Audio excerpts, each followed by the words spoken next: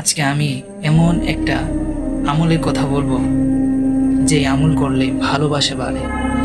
রাসূলুল্লাহ সাল্লাল্লাহু আলাইহি ওয়াসাল্লাম বলেছেন, তোমরা জান্নাতে প্রবেশ করতে পারবে না যতক্ষণ না ঈমানদার হবে, আর পূর্ণ ঈমানদার হতে পারবে না যতক্ষণ না একে অপরকে ভালোবাসবে। রাসূলুল্লাহ সাল্লাল্লাহু আলাইহি ওয়াসাল্লাম আরও বলেন, আমি কি তোমাদের এমন একটি কাজ বলে দিব না যা করলে তোমাদের মধ্যে ভালোবাসা সৃষ্টি হবে? তোমরা নিজেদের মধ্যে, তখন রাসূলুল্লাহ সাল্লাল্লাহু আলাইহি ওয়াসাল্লাম বলেছেন, তোমরা নিজেদের মধ্যে সালামের প্রসার ঘটাও, তোমরা নিজেদের মধ্যে সালামের প্রসার ঘটাও। অতএব একে অপরকে তোমরা সালাম দাও। এটি এমন একটি সুন্নাহ, এটি হৃদয়কে হৃদয়ের সাথে যুক্ত করার সুন্দর সুন্নাহ।